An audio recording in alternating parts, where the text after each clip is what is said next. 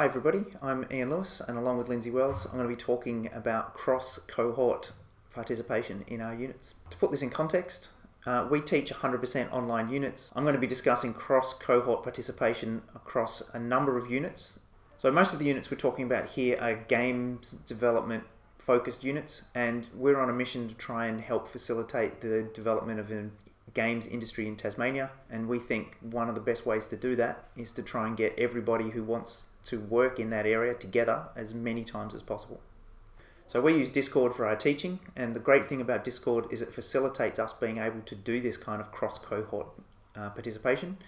It provides facilities to add people into our units and clearly mark them as not being current students. We can also limit what aspects of our classrooms that those old students can see. So we think it's important that we're doing this through Discord because it's really different than just having things like guest lectures or having meetups where people get to mix with people from a community or from students who have done things in the past. Once these past students have joined, they're there for the rest of semester.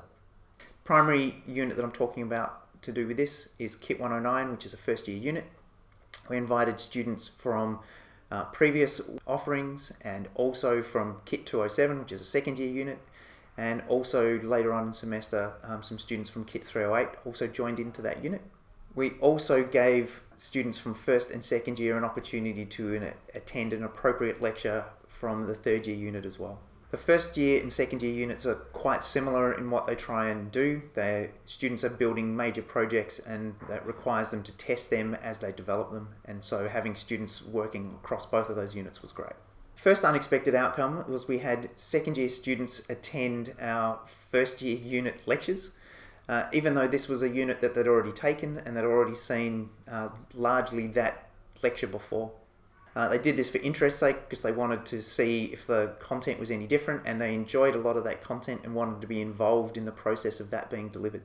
We initially invited the students in just for to attend a particular class, but the students who were invited into these units stuck around. The second year students would provide support to the first year students and actually answer their questions and provide their expertise. Once we saw this behaviour, we asked the students why they were spending so much time in a Discord that was not for their own units. The students felt that they wanted to share their knowledge. They felt that they were kind of paying it forward, that they'd had similar problems in the past and they just wanted to help other people out having those kinds of problems. And they also enjoyed being able to show the mastery of that kind of content that they'd developed.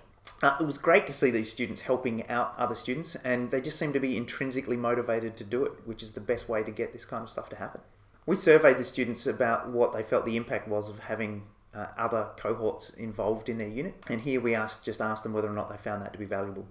We generally got good agreement from the students, and we can see there was some mild trepidation to begin with, but they ultimately found that they were worthwhile members of the unit. A somewhat unexpected outcome again was how motivating the students found seeing what students in second year were working on, because it helped them realise what they were eventually going to be capable of. So going forward, most of what happened here is stuff that happened organically. We're going to look at formalising some of this because these for the first year and second year unit are so similar. We're looking at the idea of actually relating to the students in the other units to be part of their assessment. Because this works so well, we're also looking at what other opportunities we have for getting these groups of students to mix. Thanks for listening to this lightning talk. Are there any questions?